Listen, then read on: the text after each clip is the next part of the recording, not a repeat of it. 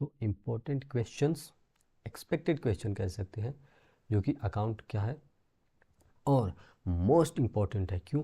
क्योंकि कोई भी ऐसा टॉपिक नहीं है जिससे मैं एक क्वेश्चन ना उठाया हूँ। क्या किया हूँ कि हर एक चैप्टर से लगभग 2 क्वेश्चन उठाए हूँ, एंड बिलीव मी वो ऐसे क्वेश्चन होंगे जो डेफिनेटली जितने कॉन्सेप्ट्स हैं सारे कॉन्सेप्ट्स को कवर अप कर रहे होंगे। जैसे कि आपको दिखा देता हूँ, जैसे मान लीजिए BRS, ठीक है। तो मैं पहले ही लिख दिया हूँ कि BRS में 2 टाइप के ही क्वेश्चन आपको आएंगे, 2 टाइप से ज़्यादा से आ ही नहीं सकता। पहला टाइप कि डायरेक्टली आपको BRS प्रिपेयर करना हो, और दूसरा जिसमें BRS के साथ साथ आपको कैश बुक भी बनाना हो, ठीक। तो ये 2 टाइप के ही क्वेश्चन BRS में पूछ सकते हैं, ठीक है। तो पहले BRS का ही देख लेते हैं कि BRS में जो है कौन कौन से क्वेश्चन पूछे जाने की चांसेज है, हाई चांसेज है। तो पहला तो चांस है जो डायरेक्टली BRS प्रिपेयर करना है, ठीक है, डायरेक्टली BRS। और दूसरा जिसमें BRS और कैश बुक दोनों पूछता है। जैसे कि देखिए आइटम्स बहुत सारा दे देगा, जैसे ये सब कुछ आइटम्स है, आपको पता है कि एज पर कैश बुक कैसे बनाना है, पासबुक प्लस माइनस क्या करना है। लेकिन उसमें पूछेगा क्या कि जो BRS आप बनाएंगे वो कब बनाएं, जब आप पहले अमेंडेड कैश बुक बनाएं। तो आप पहले कैश बुक बनाते हैं, कैश बुक से जो बैलेंस बचता है उसके बाद आप BRS बनाते हैं। ये पहले टाइप का क्वेश्चन जो कि आने के चांसेस हैं। 2 ही क्वेश्चन BRS में हम बात करेंगे। तो पहला क्या हो गया कि कैश बुक बनाने वाला, देखिए मोस्ट इंपॉर्टेंट क्वेश्चन है। पहले आपको कैश बुक बनाना पड़ता है, फिर BRS। और दूसरे टाइप का जो क्वेश्चन होता है उसमें आपको जो है वो पूरा आइटम्स दे दिया, ठीक है, और फिर लास्ट में पूछा कि सिर्फ BRS बनाइए, आपको कैश बुक बनाने की जरूरत नहीं है। तो डायरेक्टली वो BRS यहाँ पे बनाते हैं, प्लस माइनस करते हैं, कैश बुक नहीं बनाते हैं। इसमें एक इंपॉर्टेंट टॉपिक वाला एक क्वेश्चन उठाऊँ जिसमें रहता है कि चेक भेजे हैं जिसका कलेक्शन कैसे कैसे हुआ, देख लीजिए। एक टाइम पे ही हो गया है, एक टाइम के बाद हुआ उसका पार्ट, फिर 2000 रुपये बाद में हुआ, यानी कि 20,000 का था तो 14,000, 4,000 और 2,000 अलग अलग टाइम पे ये सब कुछ कलेक्टेड हुए हैं, ठीक है। तो एक डायरेक्टली BRS, ये क्या पूछा है, सिर्फ BRS इसमें पूछा है। आप सारे को प्लस माइनस करेंगे और डायरेक्टली आप आंसर निकाल देंगे कि एज पर पासबुक या एज पर कैश बुक। लेकिन पहले जो मैं बात किया था उसमें क्या था कि एज पर पासबुक, एज पर कैश बुक पहले आएगा, और वो कहाँ से आएगा, कैश बुक बनाना पड़ेगा और उसके बाद BRS बनेगा, यानी कि एक कैश बुक BRS एक साथ और एक सिर्फ BRS। तो यही 2 टाइप के क्वेश्चन जो BRS से पूछता है, इससे ज़्यादा नहीं।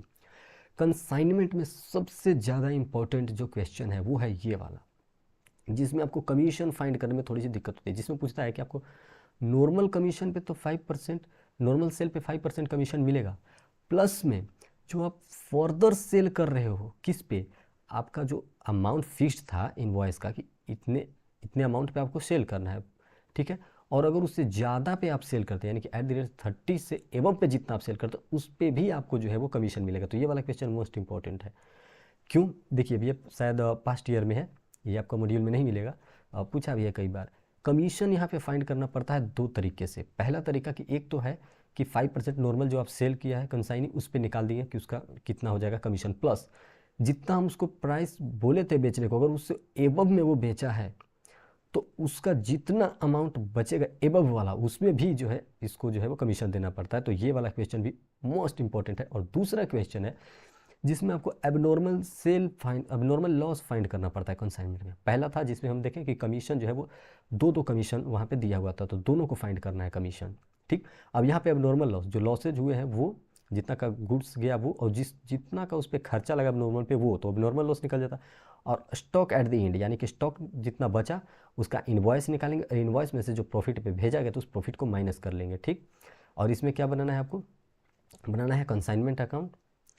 तो ये नॉर्मल, ये भी आसानी क्वेश्चन हो गया। लेकिन देखिए टॉपिक की मैं बात कर रहा था, पहले मैं क्या बोला कि ये पूछ सकता है कि आप जो है वो कमीशन निकालिए, और कमीशन 2 तरीके का निकालिए, इसमें दोनों का समेशन होगा कि एक तो कि नॉर्मल सेल पे जो सेल हुआ उस पर निकाल दीजिए, दूसरा जितना हम उसको प्राइस बोले तो उससे अगर प्रीवेल किया है, ज़्यादा में बेचा तो जितना ज़्यादा में बेचा उस पर भी कमीशन 20%, ठीक। तो ये वाले ध्यान रखिएगा। और दूसरा एबनॉर्मल क्लोजिंग स्टॉक फाइंड करने को पूछा, बन जाएगा। तीसरा देखिए, तीसरा में क्या है, तीसरा में ये बिल्कुल ऊपर वाले की तरह ही है, इसमें कुछ नहीं करना है आपको, जो है वो नॉर्मल जैसे निकालते हैं आप कि स्टॉक सेंड किया, कुछ उसमें लॉस, फिर कुछ उसमें बच गई क्लोजिंग स्टॉक, तो क्लोजिंग स्टॉक फाइंड कर लिए, और नॉर्मल जैसे कंसाइनी का अकाउंट बनता है और कंसाइनमेंट बनता है वैसे बना लेते हैं, ठीक। तो ये 3 टाइप का क्वेश्चन। पहला क्या था, ये तो है, पहला था कि आप जो है वो कमीशन वाला, कि कमीशन जो है वो 2 तरीके से निकल रहा था, दोनों को सम करना था एक साथ।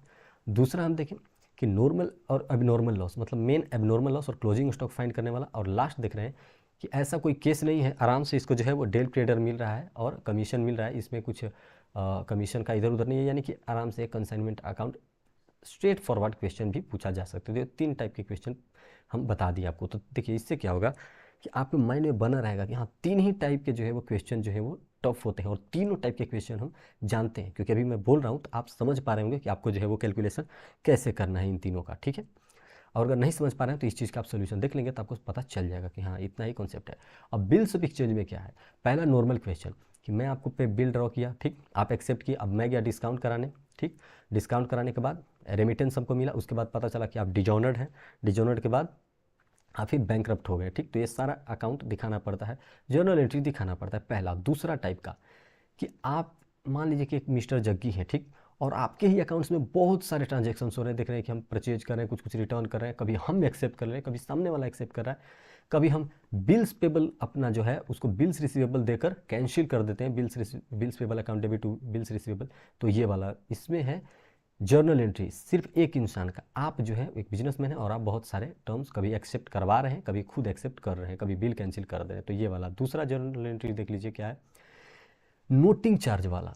नोटिंग चार्ज वाला समझ रहे हैं कि मतलब मैं गया डिस्काउंट कराने और डिस्काउंट करवाने के बाद डिजॉनर्ड हो गया, क्यों, क्योंकि सामने वाला एक्सेप्टर जो था वो उसके पास अमाउंट उतना नहीं था, ठीक, तो डिजॉनर्ड हो गया, तो नोटिंग चार्जेस जो होगा वो एक्सेप्टर ही पे करेगा, ठीक है, एक डेटर ही पे करता है। तो उस केस वाला देख लीजिएगा जिसमें बाद में पता चलता है कि हम उसके पास इंटरेस्ट के साथ एक्सेप्टेंस फिर उसमें मांगे हैं और वो एक्सेप्ट किया है। तो दोनों के बुक्स में जर्नल एंट्रीज, ठीक, ये भी आसान था। और एक अकोमोडेशन ऑफ बिल वाला मैं यहाँ पे नहीं बताया, जिसमें था कि दोनों एक उससे परचेज करता है, फिर ये इससे, फिर उससे सेल करता है, फिर ये डिस्काउंट करता है, ऐसा करते करते लास्ट में दोनों का बैलेंस मेजर किया जाता है। इन्वेंट्री में देखिए किस प्रकार के क्वेश्चन पूछे जाने के चांसेस है। इन्वेंट्री एक तो हो गया क्या, नॉर्मल, क्या आप भेज रहे हैं उससे कुछ रिटर्न आ जा रहा है, अगर नहीं रिटर्न आ रहा है तो उसको हम रिटर्न मान ले रहे हैं, और जो हम सेल पे भेजे थे उसको हम कॉस्ट पे ला देंगे, सिंपल। तो ये सारे जो टर्म्स हैं उनको आप कॉस्ट पे लाएंगे, पहला। दूसरा, इसमें डायरेक्ट पूछ सकता है फीफो, 5 मार्क्स का, 5 मार्क्स का बिल्कुल पूछ जाएगा कि ओपनिंग दिया हुआ है, फिर परचेज आप किए तो बढ़ गया स्टॉक, फिर कुछ कंज्यूम किए तो घट गया, फिर कंज्यूम किए तो और घट गया, फिर परचेज किए तो बढ़ गया। तो ये तो 5 मार्क्स के ये क्वेश्चन पूछा जा सकता है, और पूछा भी है ऐसा क्वेश्चन, जैसे हमें 21 में भी पूछा है, उसके बाद भी एक क्वेश्चन पूछा था ऐसा, ठीक। तो एक ये हो गया, या तो फीफो या फिर लीफो पूछेगा इसमें। और क्या पूछ सकता है, और ये पूछ सकता है वेरी वेरी इंपॉर्टेंट, देखिए कि आपका ओपनिंग स्टॉक है, परचेज है, सेल है, सब कुछ दिया हुआ है, और इससे आपको क्लोजिंग स्टॉक फाइंड करना है। तो पहले तो आप इसका ट्रेडिंग अकाउंट बनाएंगे, और इसका ट्रेडिंग अकाउंट बनाएंगे तो यहाँ से आपको क्या मिलेगा, आपको ग्रॉस प्रॉफिट का रेट आपको पता चलेगा। आप पता करेंगे कि ग्रॉस प्रॉफिट का कितना रेट है सेल्स पे, इस सेल्स पे जितना रेट होगा उसी रेट में आप नया ट्रेडिंग बनाएंगे, जिसमें इसका जो ओल्ड वाला ट्रेडिंग होगा उसका क्लोजिंग स्टॉक, ओपनिंग स्टॉक बन जाएगा उसमें, और उसी में एक और परचेज का अमाउंट भी 20,000 इंक्लूड करेंगे, और फिर ग्रॉस प्रॉफिट वाला जो रेट है वही ग्रॉस प्रॉफिट रेट सेल पे लगा देंगे इस पे, और फाइंड कर देंगे ग्रॉस प्रॉफिट, और इसमें क्लोजिंग स्टॉक बैलेंसिंग फिगर में आ जाएगा। वो हो गया। अब आइए डेप्रिसिएशन। डेप्रिसिएशन में पहला जो क्वेश्चन आता है वो इस तरीके से पूछ सकता है कि स्टार्टिंग में आपके पास एक मशीन है मान लीजिए, अब इसका 1/3 जो है बाद में सेल कर रहे हैं। तो हम देखे थे क्वेश्चन में कि पहले ही हम ये जो मान लीजिए यहाँ पे 180,000 है तो इसका 1/3 कर देते हैं 60,000, और वो 60,000 को अलग कर देते हैं, 120 एक मशीन को कर लेते हैं और एक को 60,000, यानी कि एक पार्ट जो सेल होता है बाद में चल के एक प्लांट का, उस चीज़ के बारे में था। मतलब हाँ, स्टार्टिंग में एक मशीन था, उसके बाद में एक प्लांट का पार्ट सेल होता है, तो इस पार्ट और प्लांट दोनों को हम स्टार्टिंग में ही अलग कर लेते थे, ठीक। पहला। दूसरा क्वेश्चन इसमें क्या पूछ सकता है, दूसरा क्वेश्चन मोस्ट इंपॉर्टेंट है, आपसे पूछ सकता है एसेट अकाउंट बनाइए जिसमें आप दिखाइए कि हाँ एसेट कितना आया फिर कितना गया। दूसरा एसेट डिस्पोजल, ये भी दिखाइए कि जा रहा तो उसमें प्रॉफिट हुआ लॉस हुआ ये। और डेप्रिसिएशन प्रोविजन अकाउंट, प्रोविजन के अकॉर्डिंग, तो ये भी पूछ सकता है डेप्रिसिएशन में। तो डेप्रिसिएशन में मैं 2 टाइप का क्वेश्चन रखा हूँ, हालांकि मुझे एक और रखना चाहिए था जिसमें SL और WD भी दोनों पूछ देता है वो भी, लेकिन वो इस बार MTB में है आसान था। मेन क्या आपको देखना था, पहला प्रोविजन वाला एसेट डिस्पोजल वाला ये देख लीजिए, और एक देख लीजिए जिसमें एक मशीन का पार्ट आगे चलकर सेल हो जाता है, तो डेप्रिसिएशन। अब सेल्स ऑन अप्रूवल बेसिस, अब सेल्स ऑन अप्रूवल बेसिस वाला जो है इसमें कैसे कैसे क्वेश्चन पूछता है वो देखिए। पहला तो नॉर्मल पूछेगा कि ठीक है, कुछ लोग जो थे वो एक्सेप्ट किए, कुछ लोग रिटर्न किए, कुछ लोग अभी भी उनके पास या वेटिंग है यानी कि अप्रूवल नहीं मिला है, इन सब का जर्नल एंट्री करना है।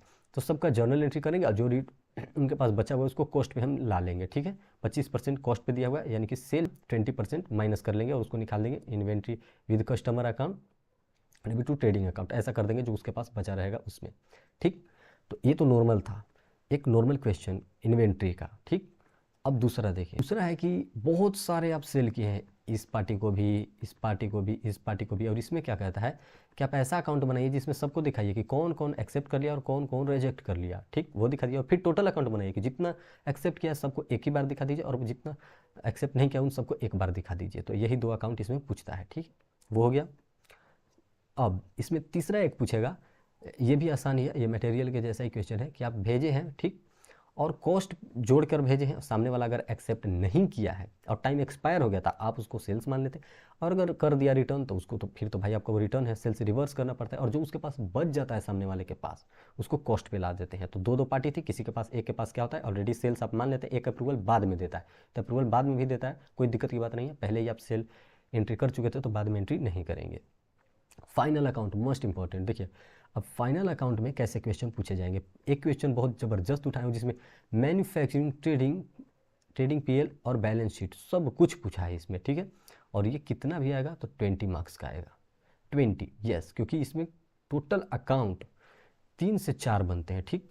तो कितना हो गया, ये 20 मार्क्स का आता है, जिसमें हम देखते हैं एडवर्टाइजिंग है, बेडेड से बहुत सारे आइटम्स दिए हुए हैं। और आइटम्स के नीचे आपको एडिशनल इन्फॉर्मेशन दिया हुआ है कि हाँ आपका क्लोजिंग स्टॉक कितना है, आपका क्लोजिंग रॉ मटेरियल कितना है, क्लोजिंग WIP कितना है, WIP किस में जाएगा, मैन्युफैक्चरिंग अकाउंट में, फिनिश्ड गुड्स किस में जाएगा, ट्रेडिंग पीएल में जाएगा, और मटेरियल्स की पैकिंग कितनी है। और नीचे साथ में ये भी दिया रहेगा कि पावर कितना है, एक्सपेंस कितना है, ये सब कुछ, जनरल एक्सपेंसेस कितना है जो पीएल में जाएगा। तो ये सब कुछ करके आपको ट्रेडिंग पीएल बैलेंस शीट और स्टार्टिंग मैन्युफैक्चरिंग अकाउंट भी बनाना रहता है।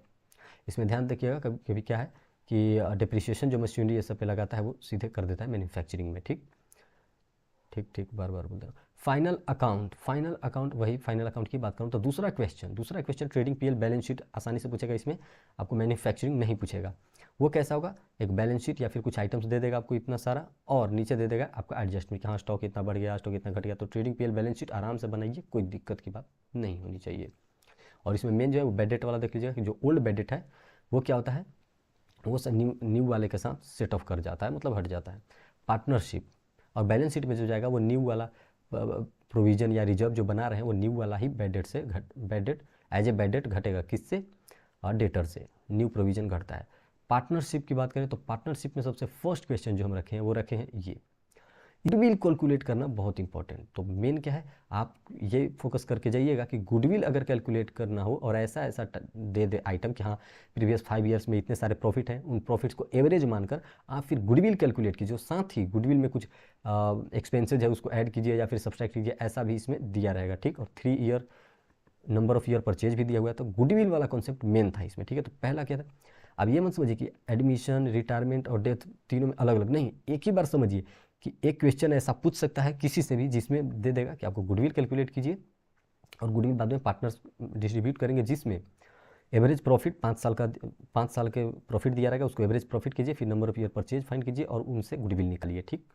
तीनों पूछ सकता है, एडमिशन, रिटायरमेंट, डेथ, और तीनों में सेम ही रहेगा। क्वेश्चन आपसे पूछ सकता है वो ये कि आप एडजस्ट कीजिए कैपिटल को, मतलब मान लीजिए पार्टनर्स रिटायर हुआ या एडमिट हुआ, ठीक है, मान लीजिए एडमिट हुआ तो बाद में सभी पार्टनर्स, जब आप पार्टनर्स कैपिटल अकाउंट बनाते हैं तो सभी का बैलेंस बचता है, ठीक। अब जब एडमिशन हुआ तो नया आपका प्रॉफिट शेयरिंग रेशियो हुआ होगा, तो जो नया प्रॉफिट शेयरिंग रेशियो होगा उसके अनुसार कितना आपको बैलेंस होना चाहिए हर एक पार्टनर का, तीनों का, वो निकाल लीजिए। और जो ओल्ड बैलेंस शीट बच रहा है पार्टनर्स कैपिटल में, उनसे आप देखिए कि हाँ ओल्ड में जिसका ज़्यादा है वो अपना घर लेकर जाएगा और ओल्ड में जिसका कम है वो और लेकर आएगा। यानी कि एडजस्टमेंट की बात कर रहा है, किसका एडजस्टमेंट, कैपिटल अकाउंट को एडजस्टमेंट करने की, कि पहले आपका कितना कैपिटल बचा हुआ है बैलेंस शीट करके इतना, और नया जो प्रॉफिट शेयरिंग रेशियो आया है उसके अनुसार टोटल कैपिटल में होना चाहिए, और जिसका अभी कम हिस्सा है तो और लाएगा, और जिसका अभी ज़्यादा हो गया वो अब तो भाई घर ही लेकर जाएगा, पहले से ही उसका ज़्यादा है। एवरेज ड्यू डेट भी इंपॉर्टेंट है, कभी कभी 10 मार्क का भी इससे पूछता है। तो एवरेज ड्यू डेट पहले 2 पर्सन वाले के केस में देखते हैं, जब 2 पर्सन के बीच में होता है तो उसमें क्या कर, मान लीजिए योगेश यूसुफ का है तो इसमें दोनों पर्सन को हम एक ही बार लिख देंगे कि हाँ इसका ड्यू डेट कब आ रहा है, कोई एक बेस्ट डेट ले लेंगे, मान लीजिए मई 18 सबसे ओल्ड ड्यू डेट था तो उसको मान लिए ड्यू डेट, और उस ड्यू डेट से दो योगेश का अलग और जो योगेश पे करेगा उसका अलग, रिसीव करेगा और पे करेगा उसका अलग अलग निकाल लिए। और प्रोडक्ट में जो डिफरेंस आ रहा है और अमाउंट में जो डिफरेंस आ रहा है ये इन दोनों को अलग अलग कर लेते हैं, ठीक, दोनों को बैलेंसिंग शीट कर लेते हैं। बैलेंस शीट मतलब डिडक्ट कर लेते हैं, डिफरेंस प्रोडक्ट निकाल लेते हैं और डिफरेंस ऑफ अमाउंट और बेस्ट डेट में ऐड कर देते हैं और निकाल लेते हैं इनका ड्यू डेट।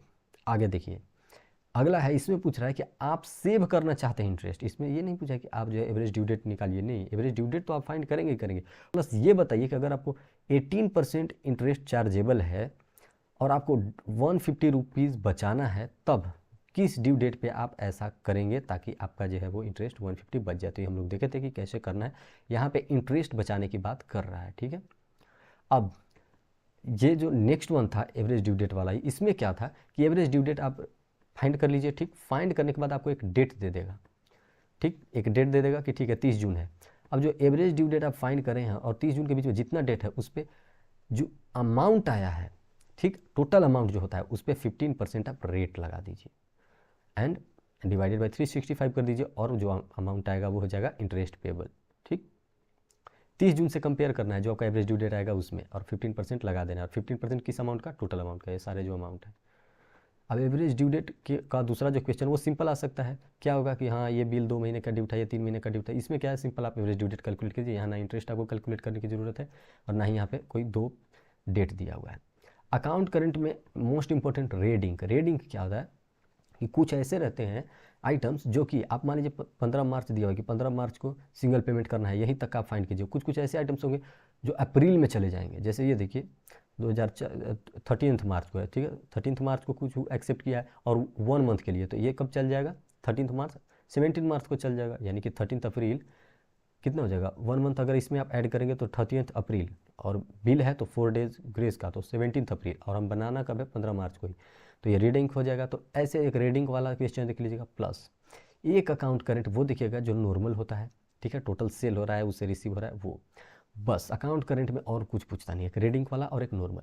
अब एनपीओ में मोस्ट इंपॉर्टेंट मैं आपको बता रहा हूँ, एनपीओ का मोस्ट इंपॉर्टेंट ये चीज़ आप जरूर करके जाइएगा। क्या होता है कि एक दे देगा आपको इनकम एक्सपेंडिचर अकाउंट, ठीक, अब उससे कहेगा कि आप रिसीट एंड पेमेंट से इनकम एक्सपेंडिचर अकाउंट बनाइए। कम से कम 10 नंबर का क्वेश्चन बन सकता है जिसमें ये सारे आइटम्स दिए रहेंगे, और ये 4-5 बार क्वेश्चन पूछा जा चुका है, 4-5 बार पिछले लगभग 8 अटेम्प्ट में। बहुत चांसेस है इसके पूछे जाने का। क्यों? क्योंकि देखिए इसमें क्या है कि आप जो इनकम एक्सपेंडिचर अकाउंट नीचे आपको दिया रहेगा, ठीक है, ये सब कुछ आइटम्स आपको दिया हुआ है। अब ये सारे इन्फॉर्मेशन और एडजस्टमेंट जो दिया हुआ है इन सबसे रिवर्स करना है, जो प्लस होगा उसको माइनस करना है, और कहाँ पे आना है? रिसीट एंड पेमेंट अकाउंट में। जैसे रिसीट एंड पेमेंट अकाउंट बन गया उसके बाद आपको इनकम एंड एक्सपेंडिचर अकाउंट भी बनाना है, तो इनकम एक्सपेंडिचर अकाउंट फिर बनेगा, ठीक। तो रिवर्स वाला ध्यान रखिएगा, एक रिवर्स वाला।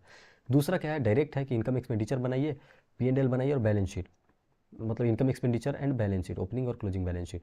तो रिसीट एंड पेमेंट दिया रहेगा और नीचे जो है वो आपको क्या है, आपको आइटम्स दे दिया है। क्या दे दिया है?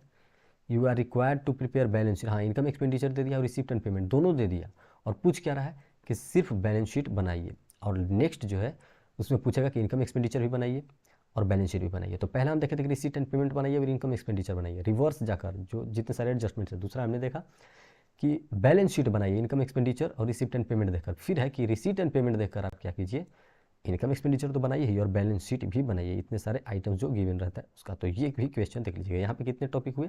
सिर्फ 3 टॉपिक। कौन कौन? एनपीओ में हुआ एक रिसीट एंड पेमेंट बनाने वाला कि सीधे रिसीट एंड पेमेंट अकाउंट बनाइए, और इनकम एक्सपेंडिचर कहाँ से? गिवन एडजस्टमेंट से, यहाँ पे कोई अकाउंट नहीं दिया है, ठीक। दूसरा हम देखें कि इनकम एक्सपेंडिचर दिया है, रिसीप्ट एंड पेमेंट भी दिया है, और बनाना है सिर्फ बैलेंस शीट। फिर हम देखें कि सिर्फ रिसीट एंड पेमेंट दिया है और वहाँ पे जो है वो बहुत सारे एडजस्टमेंट दिया रहता है और बनाना है आपको इनकम एक्सपेंडिचर और बैलेंस शीट दोनों। अब देखिए कंपनी के केस में पहला क्वेश्चन आप प्रो राटा वाला देख कर जाइए, जिसमें फॉरफिट भी होता है और रीइशू भी। मेन जो है वो फॉरफिट हुआ है, और फॉरफिट का ही कुछ थोड़ा सा रीइशू किया गया है और कम प्राइस पे किया गया है, यानी कि ये वाला क्वेश्चन जरूर देकर जाइएगा, ठीक। अब इसमें मिक्स कर देता है, क्या कर देगा कि ऊपर प्रो रेटा अलॉटमेंट भी लगा देगा। तो प्रो रेटा अलॉटमेंट प्लस में फॉरफिचर एंड रीइशू, पहला क्वेश्चन ये हो गया। दूसरा क्वेश्चन शेयर में क्या कि दूसरा क्वेश्चन ये पूछ सकता है कि एक फेल हो जा रहा है और उसका फॉरफिट हो रहा है सीधा, यानी कि calls in arrear calls in advance. दूसरा क्वेश्चन, पहला हम क्या देखे थे कि फॉरफीचर वाला प्रो रटा हुआ और फिर फॉरफीचर वाला। दूसरा हम देख रहे हैं कि फॉरफीचर तो नहीं हो रहा, लेकिन यहाँ पे हमें एडवांस और ड्यू यानी कि एडवांस और एरियर फाइंड करना है शेयर होल्डर्स के शेयर्स पे। जो एडवांस दे दिया उसको हम